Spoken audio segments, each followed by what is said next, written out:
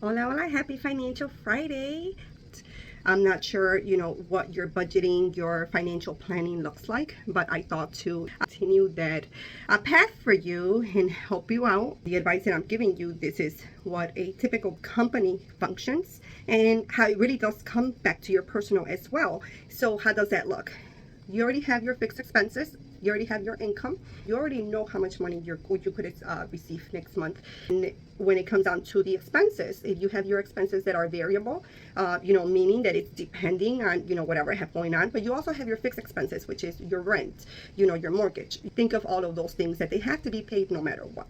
And then what else is new? How does that specific month look that you have to add something to it? So one of the quick things that I love to do that I find just so efficient, I have different calendars for different reasons, but like this one, I love this one. This is a new one. It gives me little messages, little quotes from the book. So I will use this one.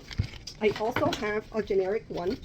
This you could find anywhere really. It's not expensive at all. This is my go-to when I start planning for the year. Okay, so to help you plan for now and the rest of the year. And then I also have my actual notebook where I actually write my notes. And then of course I have my calendar. How does all of these things help me? Right now, it's just getting your tools together so that you could succeed and have a nice, clean house. So we're cleaning our financial house and we're prepping for next one, right? So I love to do the reverse engineering. I believe like it just helps you get down to your purpose, to your why you're doing what you're doing today. I started last year, and this is just me sitting down and right away, what are things that are out? I already have it in my calendar, my established calendar, because I'm blocking my time. My birthday, very important to celebrate life, So January is my birthday, for those who want to know. Birthdays are very important in that month because, I'm going to spend money. We're going to go out to eat. It helps me plan what I want to do for them next year because I already broke it down. So like, let's say next year, I'm like, oh, I want to do X, Y, and Z. I already put something on my savings or my additional money that I have to come up for those specific months. So that's something that could be variable, although it's a fixed activity, meaning that happens every single year. But what I'm doing with it may change, right? So then I go on to the next level of, okay, business wise, obviously I have my business and I have my personal. Business wise, what are commitments that I have that I've already accepted, or what months do I expect to have opportunities? Then I go specific to that month as well to say, oh, that is a very high activity for us. So then I go into the reversing that I was telling you about. Then I break it down by each activity: marketing, administration, processing, everything that I want to accomplish. So you apply all of that to your business model, and then obviously you're thinking of the income that it comes with it.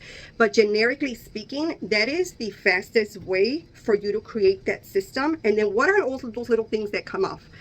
Things that just you don't plan for these things. Well, how are you going to fund those things? So that's what that little savings is for. So if you're already thinking a year from now, you already know how much money you made, you already know how much expenses you have, and now you could really save that money for next year. And then when those things come, you don't have to use your own money. One of the advices that I give my clients is not to use your bank account. Use a credit card for your day-to-day. Only thing is you have to treat it like your money. If your information gets stolen, as we know that is something that does happen, you're passing on the responsibility to the credit card provider. When you pay with your own bank account, you're taking the full liability on the spending of it. If your information was to be stolen, you have to prove it to the bank, and then they have to investigate it. But in the meantime, your money is not returnable to you until the investigation is processed and approved. The same process with the credit card company, but they're the ones taking the liability. They will shut that card down so fast. They have a team that does this. You don't have a team. You're your own person. You're the one having to do everything that they have to do. So then what do? If you have several businesses, obviously do one for each one of the businesses. And then what you would do is next month, you would treat it like your money. If you said you're going to spend $1,500, but you spent $2,000, well, now you're going to graph next month to pay that $2,000. You're going to graph, let's say $500, because that was unexpected, from your savings account that you've been saving to pay that credit card, and then you're going to grab the other $1,500 from your actual bank account to pay that bill. Every single month you do that process, you're doing several things. You're boosting your credit. By you doing this, paying it, you're creating positive activity in your credit report. So you're doing that, you're paying your stuff on time, you're not putting your money at a liability as well, your bank account, and you're learning to be less stressed as well by implementing such simple process. It's basically, a quick rundown of how you could run a whole year, come down to a per month basis, and then expenses that are, no matter what, I have to pay this, you're fixed, you're variable. What are new ones? What's something that changes? And then are they in the appropriate, in my business? Is it in my personal? And then am I following my financial plan? Because you did that at the beginning without even realizing that that's what you were doing. So I hope this was helpful to you. Happy Financial Friday, and I look forward to connecting with you. If you have any questions for us, please know that we are always here to help you.